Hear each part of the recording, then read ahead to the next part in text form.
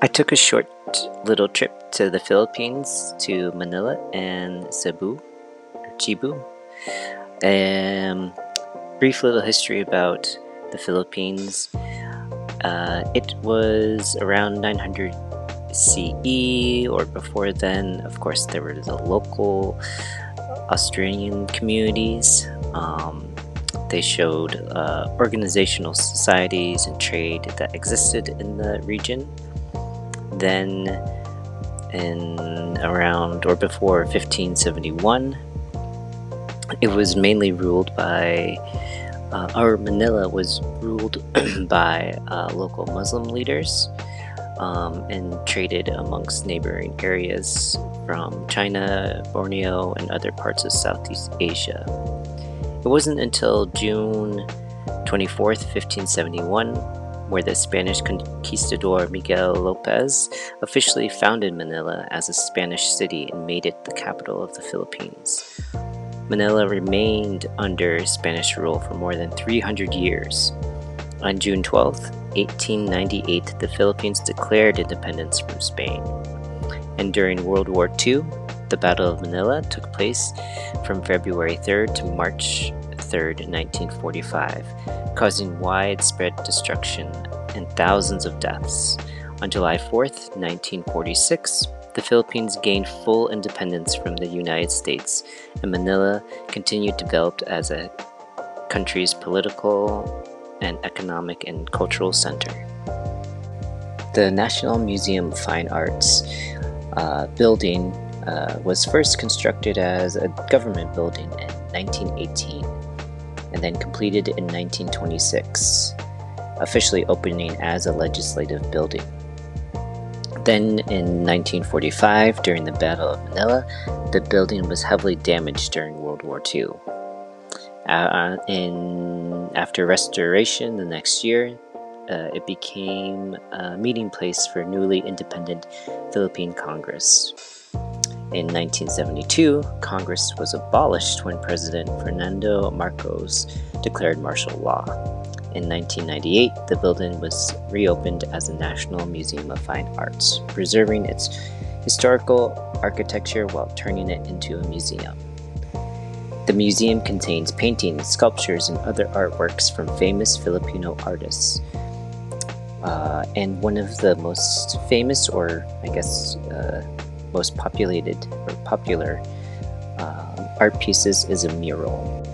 This historical mural, displayed in the center or old Senate area, is called The Filipino Struggles Through History, also the history of Manila. It's famous because it tells the story of Manila and Filipino people through the series of huge paintings. It includes scenes from the pre-colonial period, Spanish colonization, the Philippine Revolution of 1896, the American period, the Japanese occupation, and the post-war years. The work was commissioned in the 1960s and is considered one of the artist's major historical works. The artist, I believe, is Francisco.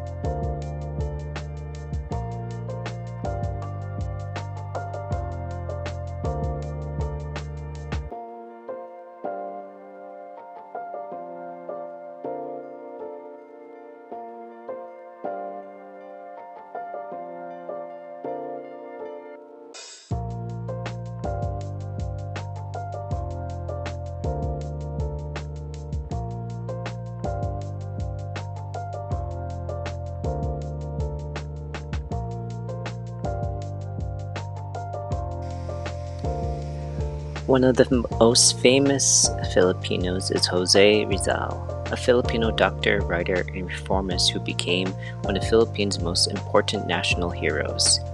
He wrote Noli Me Tangere and El Filibusterismo, novels that exposed abuses under Spanish colonial rule and inspired Filipino nationalism. Rizal was executed by Spanish authorities on December 30th, 1896, in Manila. Although he did not lead an armed revolution, his writings and ideas helped inspire the movement of Philippine independence. The Rizal Monument was built in honor to his life and contribution to the country. It stands at the site of his execution and was unveiled on December 30th, 1913, 17 years after his death. I then went to Intramuras, which means within the walls in Spanish, I believe. It's a historic walled city in Manila, built by the Spanish beginning in the 16th century after the founding of Manila in 1571. It became a political, religious, and cultural center of Spanish Manila, containing churches, government buildings, schools, homes, and Fort Santiago. The Spanish built the fort to protect the city and its harbor. The present stone fort was constructed beginning in 1590 under Governor General Santiago de Vera. During World War II, Fort Santiago was used as a prison and was badly damaged during the Battle of Manila in February-March 1945. It was later restored and is now an important historical site. The fort is also famous because Jose Rizal was imprisoned there before his execution on December 30th, 1896. The Battle of Manila was fought from February 3rd to March 3rd, 1945 during World War II. American and Filipino forces fought Japanese troops to recapture Manila, which had been occupied by Japan since 1942. The fighting was especially severe here in Intramuros, where many historical buildings were destroyed. More than 100,000 civilians died, making it one of the most devastating battles in Philippine history. The battle ended with the liberation of Manila on March 3, 1945, but much of the city was left in ruins.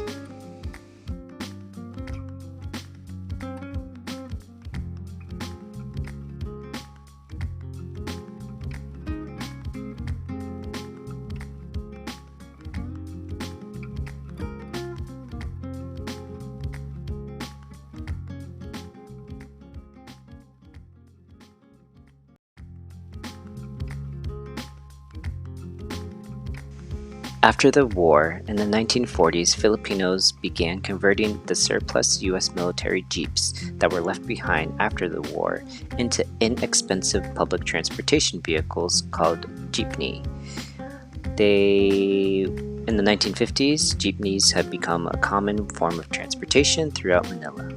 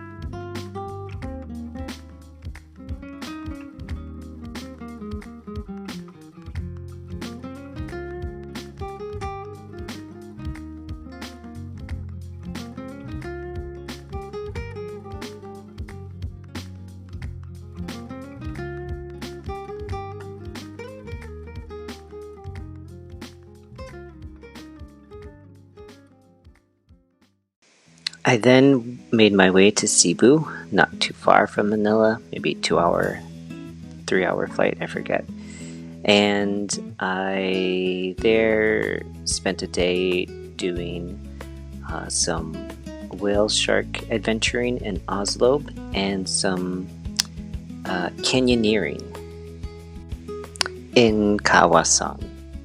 Like a little over a day and a half uh, adventure trip from the whale sharks to the canyoneering.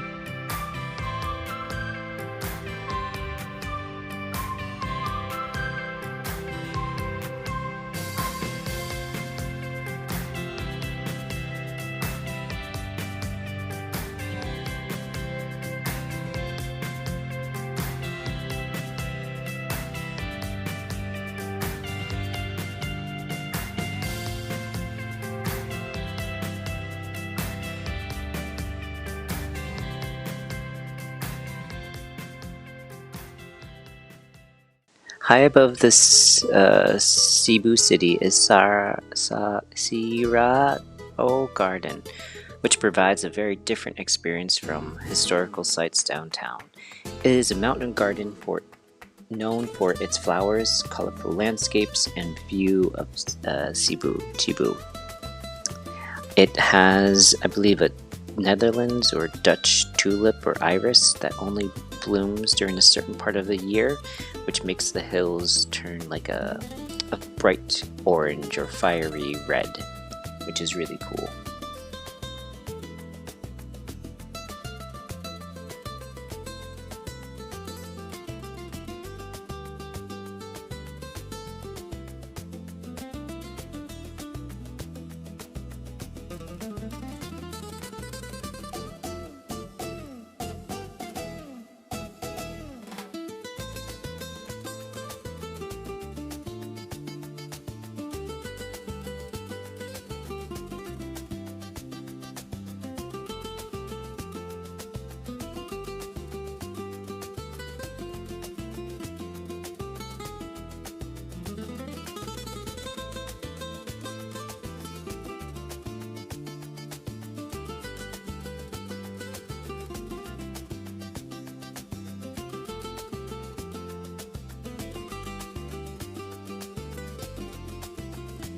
From here, our tour took us to around the city, one of the oldest and most historically important cities in the Philippines. Long before the arrival of the Spanish, Cebu was also already a prosperous trading center, with merchants coming from places such as China, Southeast Asia, and other parts of the Philippines. On April 7th, 1521, Portuguese explorer Fernando Magellan, sailing from Spain, arrived in Cebu. He formed an alliance with Raja Hambun, the ruler of Cebu, and on April 14th, 1521, many people were baptized into Christianity. According to the tradition, Magellan presented Raja Hambun's wife, Queen Juana, and Santo Niño statue, which remains one of the most Cebu's important religious monuments. Magellan's Cross stands near Basilica Minore del Santo Niño, and is traditionally associated with the cross planted by Magellan on April 4th, 1521. The small chapel above the cross contains a ceiling mural depicting the arrival of Christianity and the baptism of Cebu's early converts. Nearby is the Basilica Minore del Centino. The history goes back to the Spanish period. The present stone church began in 1735 and completed in 1740, and it houses the Santo Niño, making it one of the most important Catholic pilgrimages sites in the Philippines. The Sinulog celebration held in Cebu each January honors Santo Niño and includes a famous rhythmic prayer dance traditionally performed with movements of expressing devotion and prayer. And it is done also too by some locals, and then you can throw like a coin inside for good luck. The downtown area was heavily affected by World War II, particularly during the Battle of Cebu in 1945, but many of the historical buildings survived and were later restored. There was also an old Air Force landing pad lane for the airplanes, but then now it is all corporate office buildings. During the American period, Cebu gained new government and civic buildings, including structures in the capital area and the former City Hall area. The U.S. had a lot of influence here in Cebu and also brought a lot of education, medical, and things like that to the city and to the people. We then went to Fort St. Pedro, which the first fortifications began by the Spanish in 1565 when Miguel Lopez de Legazpi arrived in Cebu and established the Spanish settlement of San Miguel. The fort was first a wooden fort, I believe, and then later developed into stone. The stone fort had many different purposes, including military, government, and prison facilities. I believe it also had a school there, and legend has it that there is a tomb casket on top of the wall where one person's remains are. Again, it's a legend, but it's either way, it was a very small fort. This was a really cool city and has a lot of different connections to other islands around the Philippines that people like to go to. I would love to explore more and visit Cebu next time.